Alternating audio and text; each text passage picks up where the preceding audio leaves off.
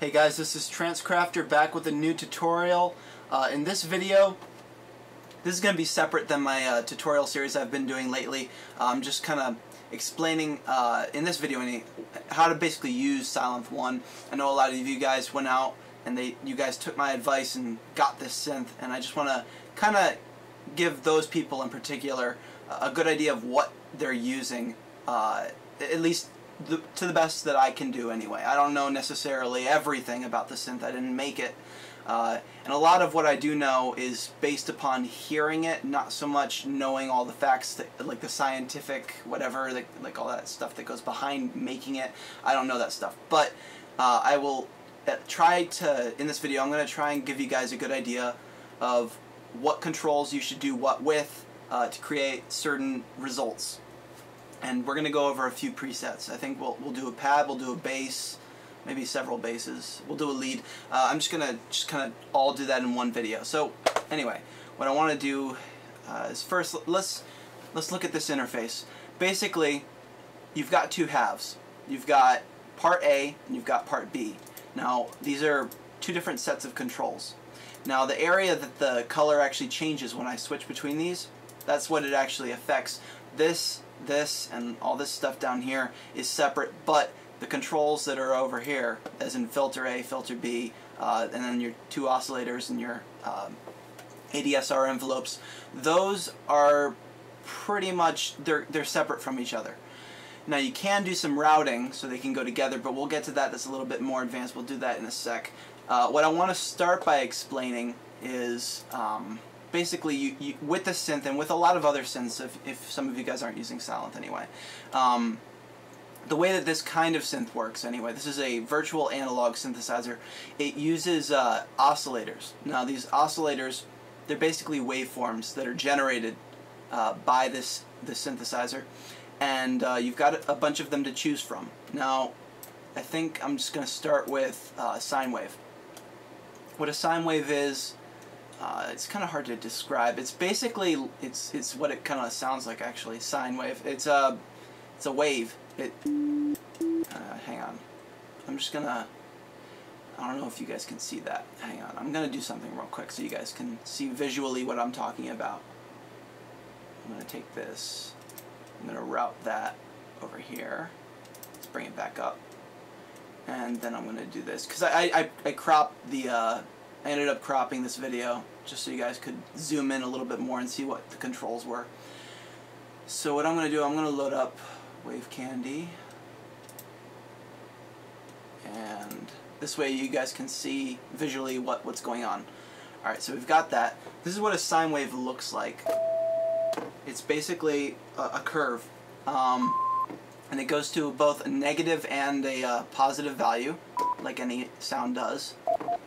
I'm not going to go too much into that because I'm not the expert. But let's go over here. Next is the Sawtooth. Sawtooth is a little bit more, well, it's obviously more rigid, but it has a lot more harmonics that are higher up in the register.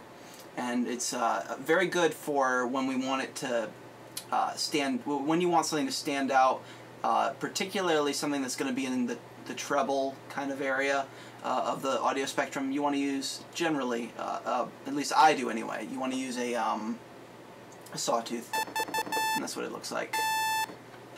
Let's see, next. Triangle. Pretty similar, but it's kind of in between that and a sine wave. Square tooth. This is more resonant in the lower frequencies. You want to use this for bass, especially.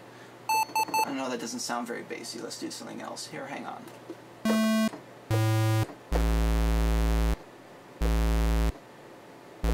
It doesn't go any lower. Okay. There we go. Alright, and then, let's see here. Next would be different kinds of square tooths.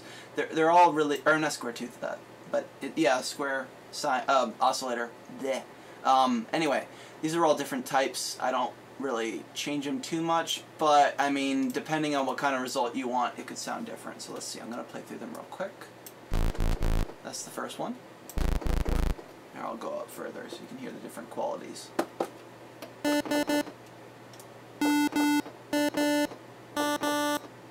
And it kind of gets that it almost sounds a little bit nasal when it gets further in.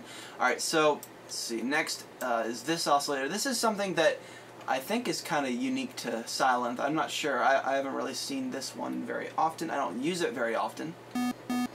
It's almost like a square, but not quite. And then finally, this one's not so pretty sounding, but it's a white noise oscillator. Sounds very ugly, but you can use it for certain things. Now anyway, the way this works, I'm going to move this out of the way, but I'll keep it down here. Let's see. The way this works, you've got these oscillators. You combine them to create different sounds. You change the quality of them, and these are basically your tools to sculpt out a sound that you're going to make. I'm going to start off with a really basic sound, I think. Let's go over to a Sawtooth. I'm going to make, I think I'm going to make a super saw, which is one of those cheesy kind of leads that you've heard probably in a lot of dance music, but it's fairly easy to create. I'm just going to make one real quick. The way in Sylenth1 you've got these controls over here. I'm going to go over them real quick first before we do that. First thing I want you to worry about is voices. Voices controls. I'm guessing here because I don't know. I sort of read the manual a little while back, but I think what it does is it controls how many individual instances of this oscillator are being sent out. I'm guessing. I could be wrong. Now, what we're going to do is, I'm just going to, as I'm doing this, I'm going to kind of explain. The other one over here is retrig. Retrig, it affects the phase of the waveform. That's another one I don't really know the definition of. I kind of looked it up on Wikipedia, but it was all like math and stuff. Basically, you've got these positions that here, I'm going to pull this back up. You've got, notice how it goes to both negative and positive. I don't really know the specifics behind phase, but I'm guessing here it takes it controls what position on the waveform it's at. That could be wrong. I'm just guessing, but that's my educated guess there. And phase, you've got a control over here. This kind of changes what position it's at on the waveform, I think. Anyway, and what retrig does is it resets the phase every time that you hit a new note. So if we have no retrig on, it's just going to be continuous. Sounds much more, well, it's definitely more stereo. It sounds a lot more smooth to me anyway, but retrig is a lot more useful when you want your sound to be a little bit thicker. Or that's just how I describe it anyway. Let's see. I'm just going to go over the different controls in here first, then we'll go on with making something. Over here we've got, and this applies to all 4 oscillators, the 2 that are on part 1 and the 2 that are on part B, or yeah, part A and part B. Okay, I'm going to go back to part A. Over here we've got octave. This controls, pretty self-explanatory, what octave the actual noise is on. So like, as you go further up, it's going to be higher frequency or lower. You can control that via that. Then we've got note, and what note does is it just kind of transposes it to a different note, and it goes negative and positive. Let's see, fine tune. I don't really use this too much. I mostly use the Detune for the same exact purpose, but fine tune, it's a pitch shift, and it's a very small pitch shift, but it's kind of useful when you want to fatten your sounds up, make it a little bit different. Invert, that inverts the phase, so instead of it being positive, it would be negative, or instead of it being negative, it would be positive, that kind of thing. Stereo. Stereo, the further to the right it is, as in all the way, if it's 100% to the right, then that means it's going to be a fully stereo signal. As you turn this way, it's going to become a mono signal. I usually just use the stereo separation tool that's built into the FL mixer, but I mean, you can kind of use both. It depends. Let's see, panning, pretty obvious, but I'll go over it anyway. Panning is how far to the left or the right the signal is actually going. So like, to the left, if we have it all the way to the left, you're not going to hear anything out of the right channel. Or if I do it this way, it's the exact opposite. So we're going to keep that in the center. In Sylenth1, if you double click on a knob, it'll reset back to its default value. So if I have it over here, I'm going to double click on that. Voila, it's back to the center. Okay. Volume is volume. I don't have to go over that. Let's go over Detune real quick. Detune, basically you've got these 8 voices we have. You can actually set a different number if you want. It goes up to 8. I usually like to go with 8 because it sounds a little bit fatter, at least to my ears. What you do with Detune anyway is I think it's I'm guessing here it's a fine control, but it's for each voice, so it'll have a really cool effect. Basically, you've got this, and then if you detune it, it becomes, or if you go further up, or further up.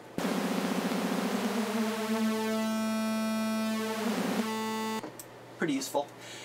With our Super Saw, I'm going to take off this retrig, because I generally like to keep it sounding a little bit more smooth, kind of continuous sounding. And we're going to have it detuned a little bit more than that. About there. That should work. Phase I'm not going to worry about too much. I'm going to leave that alone. Put that back to its default value. And I'm going to go over here to our second oscillator. I'm going to add another Sawtooth. 8 voices. Get rid of the retrig. And I'm going to make it even more. Let's detune it a little bit more than that. Okay. A little more than that. I'm going to bring it up an octave. Now, the reason why I'm doing all this stuff, I'm trying to make the sound kind of, I guess the word would be fatter. It's more wide sounding. Basically, we're going to pan one oscillator to the left and one to the right. I'm going to do that right now. Not all the way to the right or all the way to the left, just kind of a little bit in both directions. This is how I do things. And then we're going to detune them separately. This kind of, it kind of spreads the sound out a bit, and I think it's a lot better than if it wasn't anyway. And we're going to have one up an octave, so it'll actually be panning the higher octave in one direction. That your brain kind of notices that difference in the octaves there, and we're panning it in either direction. So now that does bring up a problem though. Sometimes you can't really hear. Well, you can hear it, and it's a little too noticeable. Basically, it's a little weird to have like one octave on one direction and then the other. So we kind of, what I like to do anyway, is use both part A and part B for Super Saws anyway. And we're gonna have it both 8 voices, retrig turned off. Or actually, another idea is we have 1 in the center and then 2 on either direction. That's another idea. But I think I'll go with this first. I'm going to pan this over to the left. I'm going to make that detuned. Let's actually go down an octave with that one. And bring the volume down. We'll do the same thing over here.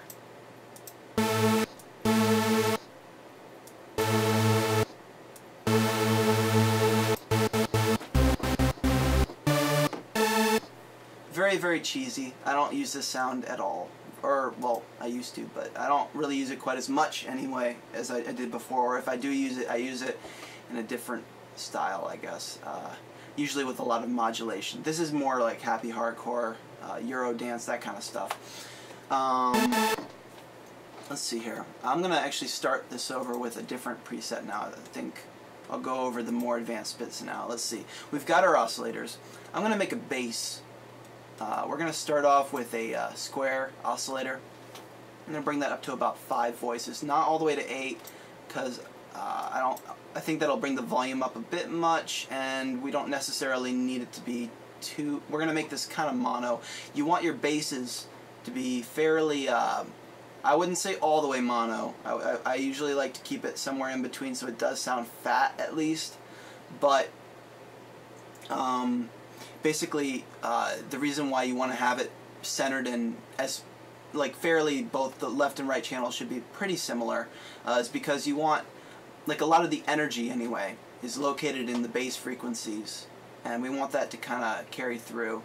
Panning it would kind of take away from that. Same thing with basically having it stereo.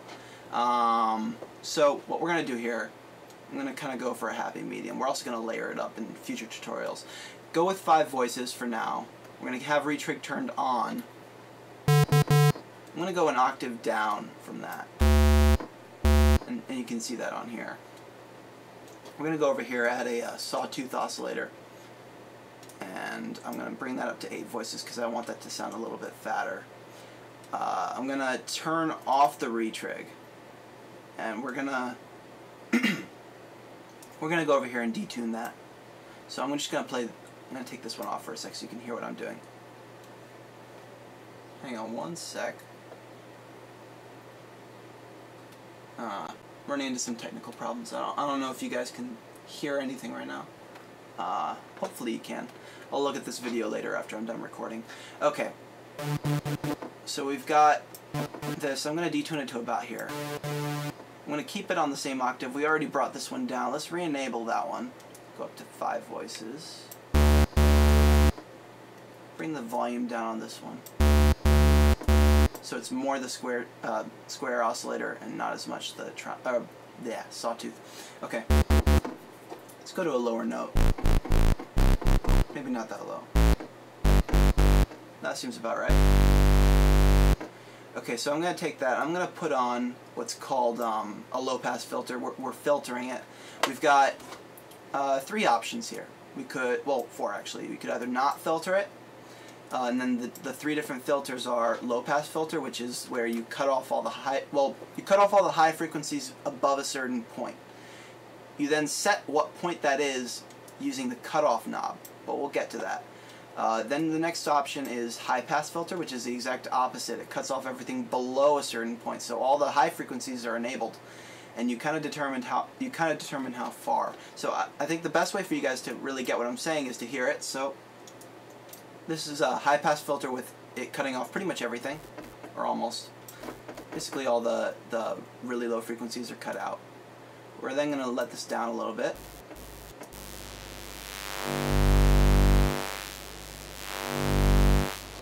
Let's go back to the low-pass filter so you can hear that.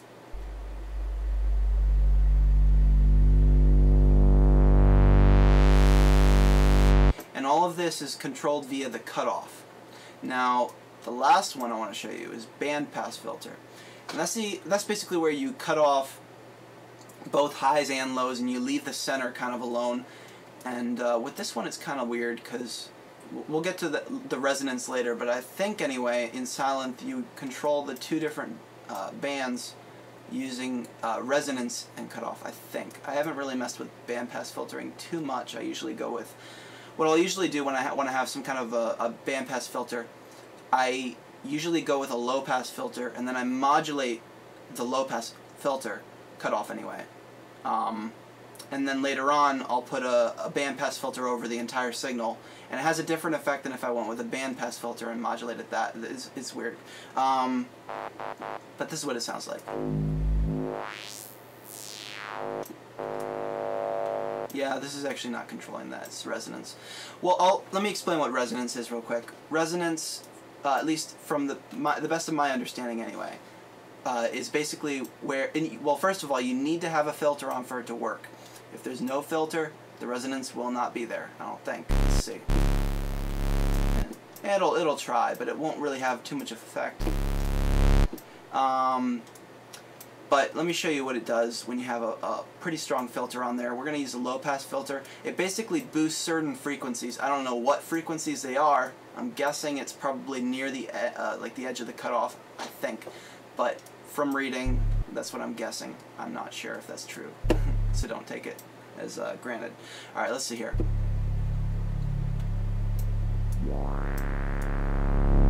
Without resonance, with resonance. And it's very useful when you're doing modulation. Let's see, drive. Drive controls, it's basically an overdrive. You're overdriving the filter though. I haven't read up too much on it, but it makes it louder, it makes it more bassy. I like it, so. Although you don't want to kind of mess with it too much. You really want to be careful with this one. Okay, so over here we've got, this is basically how strong the filter is. On here, the reduction would be by 24 decibels. On here, it would be by 12. So that's just like how strong the filter is, how much effect it actually takes hold. So I'm going to put it on 12 real quick. Let's listen to that. Now 24. A little bit stronger. I'm gonna do something over here. Let's see if you can hear the difference on there. That's on 12, not 24. Let's try it with resonance. Alright, so you kind of get the idea with that. Now, over here we've got this little box. This is where you're selecting which filter you're controlling. This is how, what I said earlier, where you can kind of take the two different halves, the part A and part B, and mix them down. Basically, you have an option here where instead, on default anyway, it's only, on part A you're only filtering part A. And then on part B it's the exact opposite, you're only filtering part B. But you can change that so it's filtering both, where it'll take the oscillators, all 4 oscillators from one side and then also from the other, and it'll send them both to the same exact filter. So essentially it's one part. But at the same time, it's actually useful to use just one on one and then one on the other, because you can layer them up and achieve different results. It's really cool. Okay, so we're going to go over here. We've got our bass, right? Hang on. I'm going to turn off the filter. Okay, I'm putting on a low-pass filter. I'm going to bring this cutoff down a little bit, not too much. That's our starting point. I'm going to turn the resonance off a little bit. Let's go over this section real quick. This is pretty self-explanatory. You've got 3 volume levels, and then you've got these bars where you can kind of monitor the actual level that it's at. So play that back, see. Now, mix A is controlling the volume of part A. This only really works when you've got them separate. If you have them going to the same filter, it won't work quite as well, at least from my experience. Then we've got part B, same thing, opposite. Then we've got main volume, which is controlling the volume of both together. And then this is pretty easy to get a grasp on. I'm not going to go over that too much. Okay, so that's the individual filters. Then we've got another filter that goes over both. So you've got, this is basically your universal filtering controls. Works for both sides, whereas this is normally just one. The synth gives you a lot of control over what you're going to achieve. Okay, so we're going to, what was I doing? Oh yeah, making a bass. Okay, I'm going to put this back to the center. Hang on. Alt. Whoops, not Alt. Maybe I want to Control. Yeah, it's hit Control on your keyboard, and then while holding down the Control button, click on this. It brings it back to the default level, or over here you can just click and just double click. You don't have to hit Control.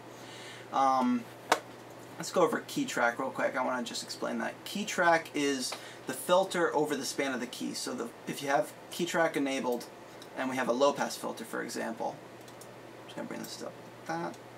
I'm going to make this a very extreme example. I don't know what it'll sound like because I never do this. But we've got our low pass filter. It's got a fairly low cutoff.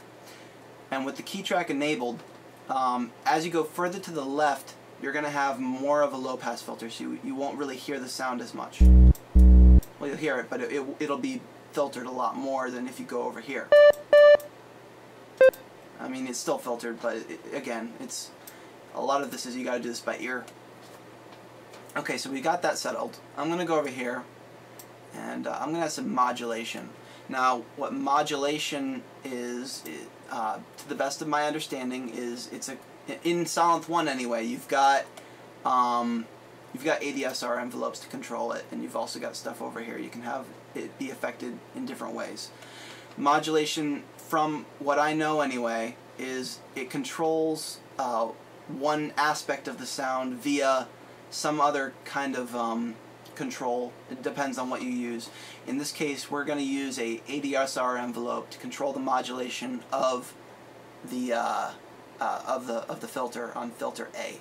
Now, you can use it to control other things. Again, I'm just guessing. I might be completely wrong on what that actually is, so you probably would be best off looking it up. I just do a lot of this by ear, so I achieve sounds because I hear the sounds. It's not so much knowing the facts and what every control does, it's more just the results. Okay, so what we're going to do here, we're going to put on, basically we're making it so this ADSR envelope, it's going to control the cutoff, basically this frequency right here, using this control. So we're going to control the percentage of that, basically how much it actually will affect it, using this knob here. If it's at 0, then nothing happens. But if you bring it up, then you can definitely hear a difference. Once I actually bring these up, you'll hear it. Or we can do a negative value, but I never really mess with that, so I'm not going to go there. Okay, so we're going to bring this up a little bit. I'm going to put on some modulation. Let's actually hear it before we put on any, just so you can hear a really definite difference. Play that back. Alright, so we've got our low pass. Now, let's put on the modulation, and suddenly, much different. What the ADSR envelope is, I'm going to go over that real quick. We have, let's see, up here we have one for the volume. This is the main volume of these two oscillators. We have another one over here for part B. Over here we've got two other sets, we've got two others, and these are basically, these are more for the modulation. But this controls volume, and I think you might have an option in here to have it, yep, you can have it control volume as well in here if you want, but usually I would do that up here. Okay, so we've got this. I'm just going to turn off the modulation so we can go over ADSR envelopes real quick. ADSR. Attack, decay, sustain, and release. Attack controls how long it takes for the sound to actually come into existence. You've got, it starts off at 0, right? And the longer the attack is, it's going to have a little bit longer stretch of time before it actually gets to what's called the decay. The decay, at least from what I know, is how long it takes for the volume to decrease to a certain level. Now, if we have our sustain level, which is the next one in this process, if we have that all the way up, then you won't really hear a difference if I do this. That was just from the attack. I'm going to turn the attack off. Now, if I bring the sustain volume down, we've got it, basically we have no attack, so it comes in instantly. And then this decay time is going to control how long it takes for it to decrease in volume, and we determine how far it decreases using the sustain control. And notice how it instantly goes away. That's because we have no release value. If I bring this release value up, it'll last longer. Okay, so what can we use these for? Well, basically, it really depends on what kind of sound you're doing things with. If you want a pad, I would usually recommend having a high attack value, a high release value, and then kind of a sustain around here. And then put a little bit of just different filtering and effects on it, and it really does work. One of the most important features for a pad, I think, that gives it more realism, or not really realism, but just it gives it more of a flow. Put on a delay effect, and then increase the wet the dry wet ratio, which is increase it so it's going to be having more of the wet signal in there than it will the dry signal. This actually results in something kind of like this. I'm going to do it real quick. I don't know if that was really noticeable. Hang on, I'm going to turn off the filtering. And then I'm going to increase the feedback and the width. Okay, so without the delay in there, it would sound like this. With the delay, we've got this.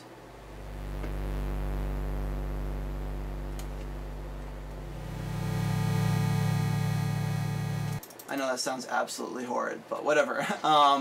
Okay, so I think I'm going to go back to our bass. Let me actually, real quick, I'm going to start over so I know what I'm doing. I'm going to go over here.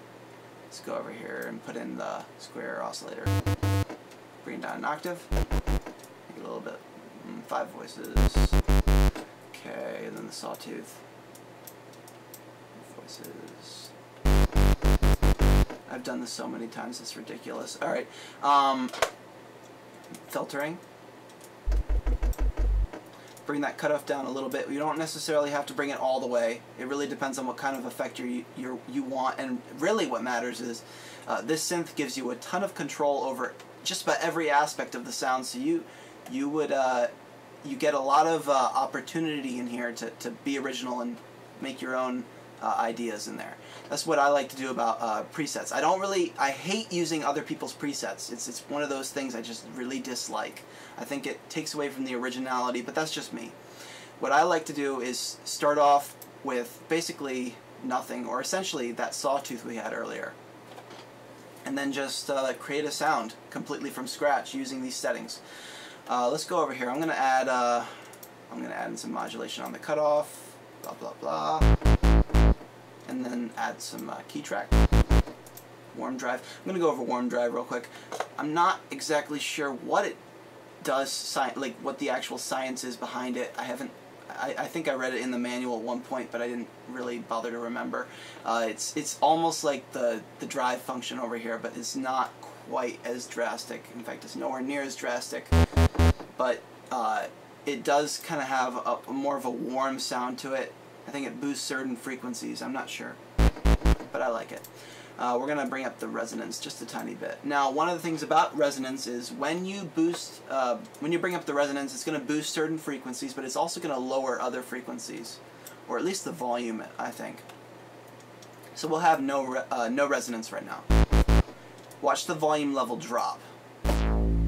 Although it does sound a little bit cooler, I think, more interesting. Let's bring this like this. I'm controlling the ADSR envelopes over here. They're not controlling the volume of the sound. That's for this one.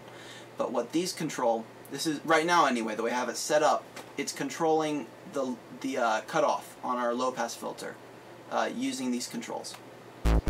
So we could have it be at a really low decay value, sound more like a pluck that way, or we can bring it up, have it be a little bit more full, maybe a little bit in between. We could bring up the sustain, we could bring out the release maybe, that kind of thing. What I like to do with my basses is I'll have a very slight release and a very slight, on both of these, you'll have a release on here and a release on there. And the reason for that being, without that, there's a really nasty clicking sound that makes its way into the actual mix, and I don't like that. I don't know if you can hear it, but it's right at the end. It's very abrupt, and it kind of takes away from the sound a little bit. So if you bring these out, you don't have that problem. Okay, so I think that's enough for basses. I think there's different kinds of basses, but I'll go over that in the tutorial. In this video, I just want to show you guys how you can get around the synth and make various things. Let's go over the Lfos. LFO is low frequency oscillator. I'm not sure if it's actually an actual oscillator that would be listenable. I don't think it is. It's just this. It's an additional oscillator that you have. You can't really hear it at all, and it controls different aspects of the sound, sort of like modulation. I think it is actually modulation still. These are just being controlled by the ADSR envelopes. This is controlled by the LFO. Now, if we have, say, for example, a really good example would be pitch. I'm going to have the LFO controlled pitch, but you can have it control just about anything. Bring this percentage up so that way it's going to have a lot of influence over the sound. Bring up the gain, because the gain controls how loud the actual low frequency oscillator is. So we're going to bring that up. I mean loud as in it has more effect. You won't actually hear it, but it'll definitely have more of an effect on this. Let's play it back. Yeah, that's not a good example. Hang on. I'm going to bring the rate up a little bit. A lot.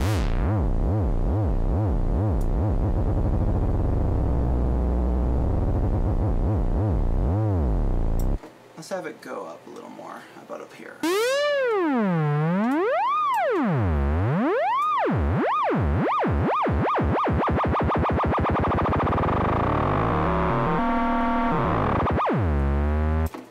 You can do all sorts of things with it.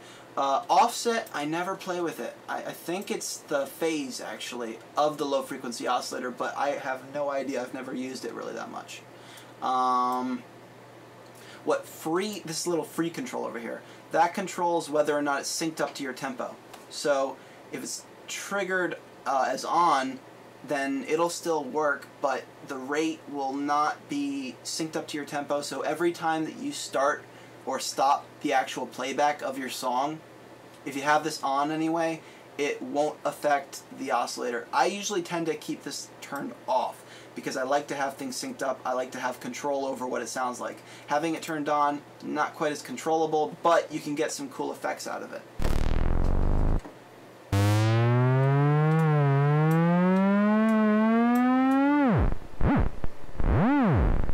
And you can do all sorts of things with it. Okay, and then finally over here, this is just the same thing as we've had this whole time in the modulation. Basically, you select a source, so it could be velocity is how hard you actually hit the key, like on your keyboard. Mod wheel controls, this is the mod wheel right here, and you can set that to control just about everything.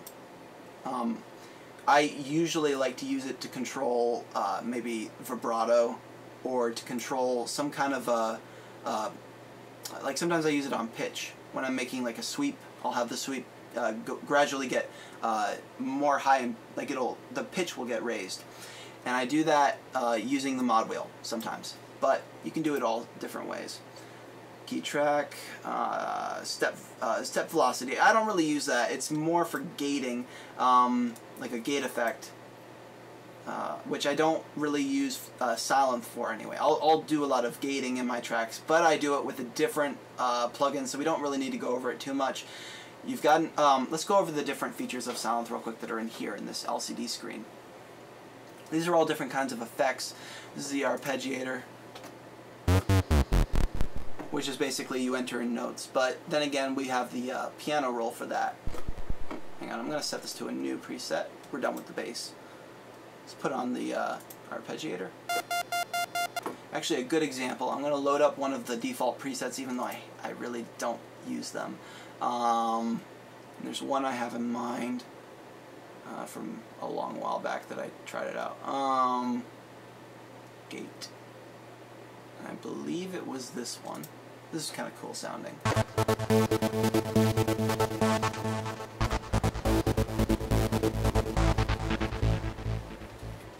You get the point. I'm going to go back to a blank preset. Okay, so that's the Arpeggiator. I never use it. Then we've got distortion.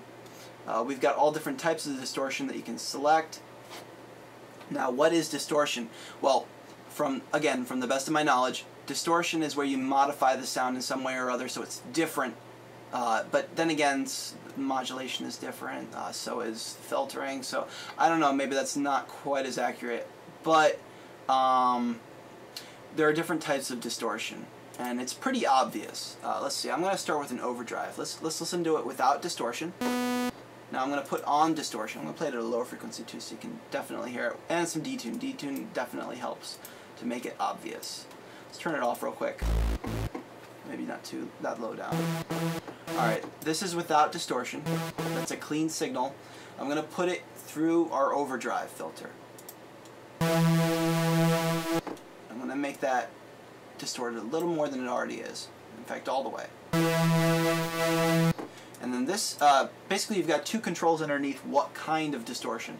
You've got amount, which is how much distortion actually happens, and then you've got dry/wet, which is it's mixing the distorted signal with the original clean signal, and you get different results from that. It's kind of a good way to make it a little bit more subtle.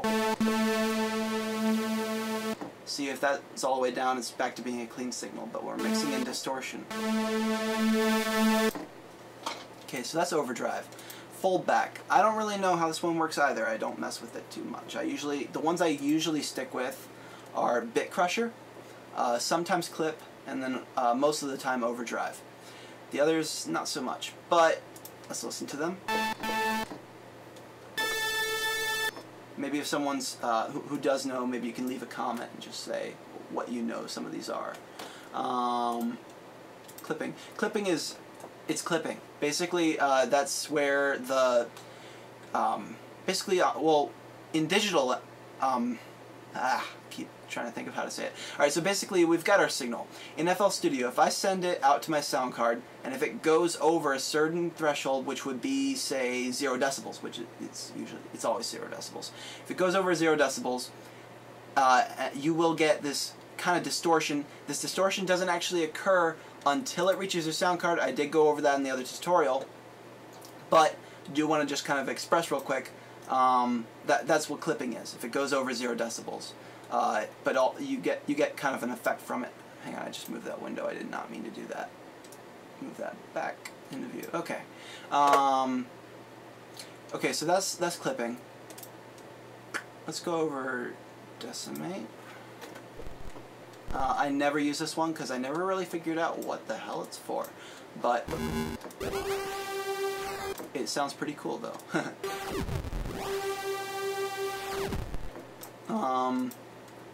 Bit Crusher.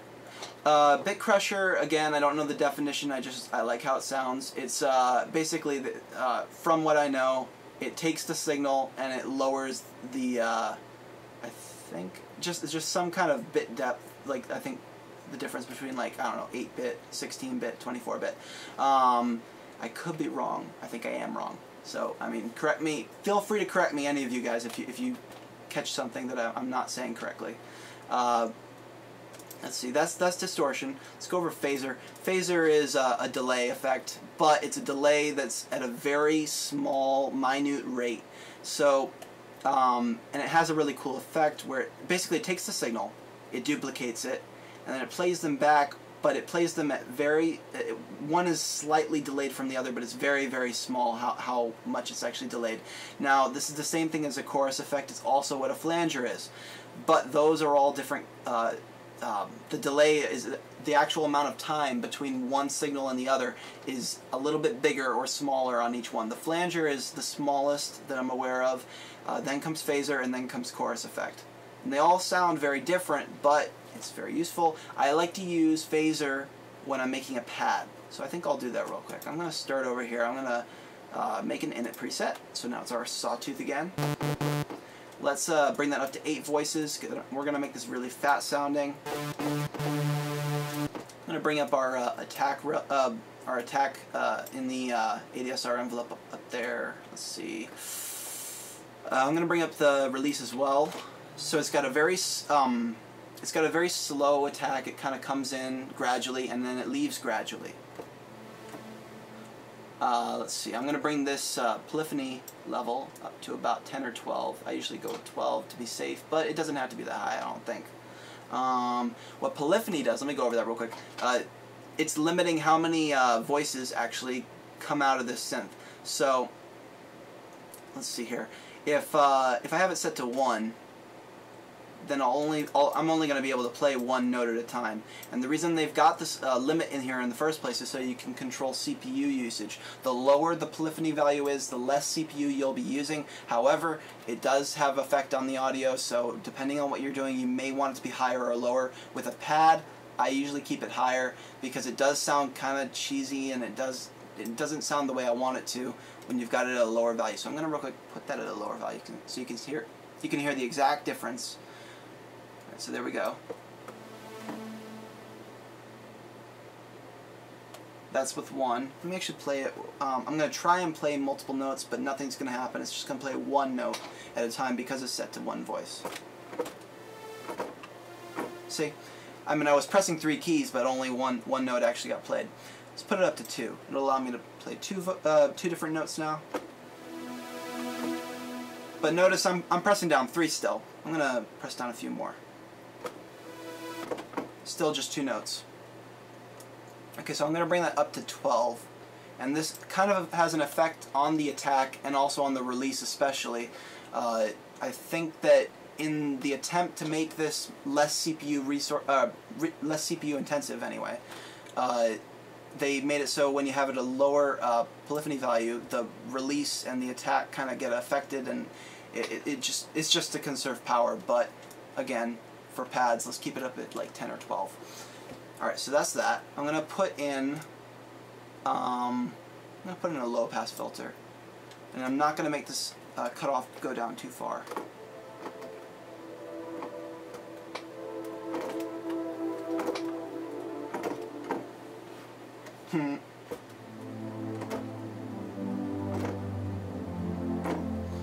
Alright, so let's bring this up, key track.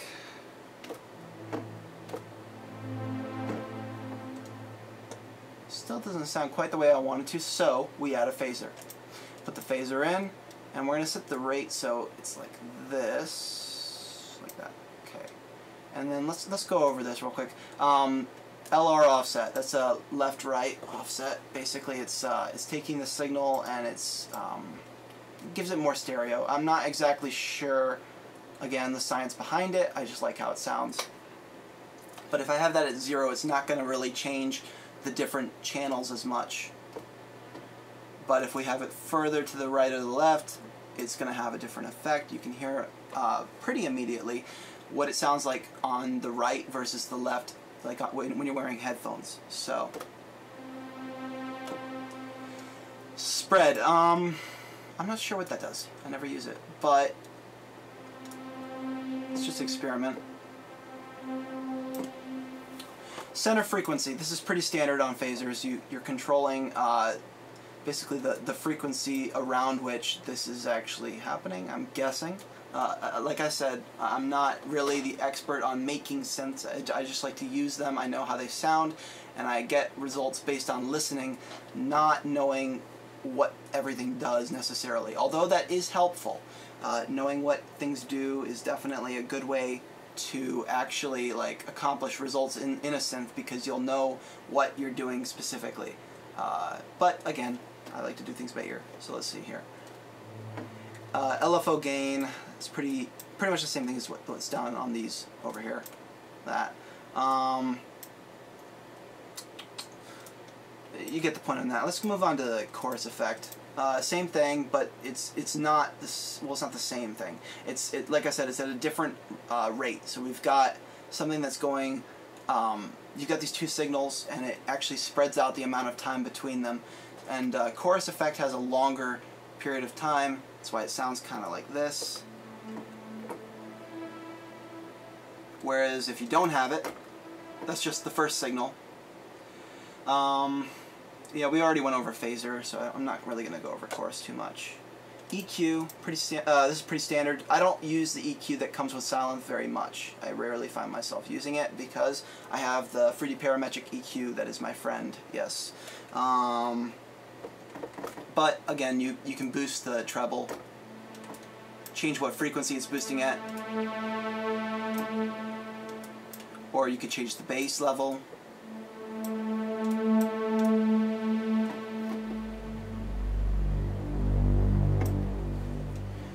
That's just the EQ. Delay effect.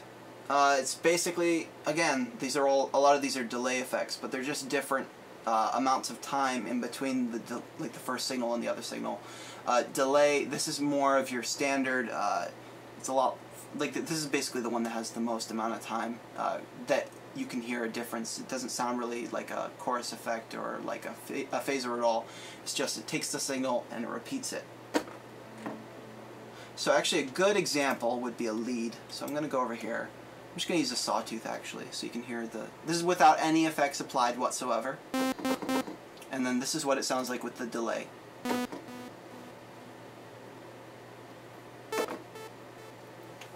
Okay. And a lot of these controls, they're all the same thing. High cut, it's cutting off the high frequencies beyond a certain point. You set that with this. Low cut, same thing, but it's the opposite. Over here is how much the delay is on one channel, as in the right versus the left. You can make a different setting for each one, and it's got some different effects. So if I set both of them to this timing here, that's what it sounds like. That's the default. But let's say I want to set this like this instead.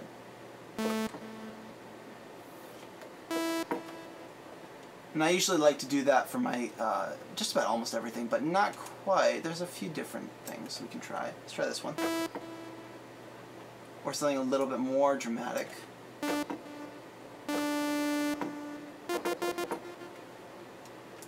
Maybe a little bit further out. Just different things you can try. Reverb. I'm not going to go over that.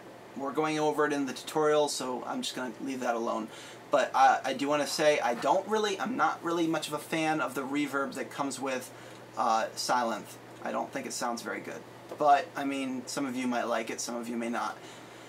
However, I do really like the delay effect that comes with Sylenth. So, like, And also I don't really like the chorus effect. I would recommend the phaser when you're making a pad, but then again you could just put your own phaser in on the mixer in FL Studio, so it really does depend on your taste and what you're doing. There's a compressor in here too. I don't use that either, but whatever. Okay, so we've got that. I think we've almost covered everything. There's a few more things. Right here we've got a pitch bend. This is actually a control that will automatically go back to its original value no matter what. So if I drag it down here and I let go, it's going to go back to the center. Same thing if I go up. That's kind of useful. It's really cool when you automate it, but then again, if you automate it, you get rid of the whole idea of it snapping back. It's more for live usage. Over here we've got portamento. What that does is it's a pitch bend between different notes. So if I have it with no portamento whatsoever, listen to the transition between these notes. It immediately switches. But if I have this portamento set up, it's going to start off on one note, and then when I go to the next note, it's going to kind of transition over to it slowly. Let me do that again. I messed up.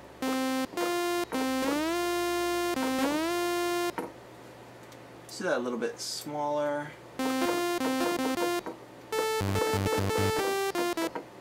Okay, just messing around. Alright, that's one mode of portamento. Then over here we've got slide. This actually will have a much bigger difference.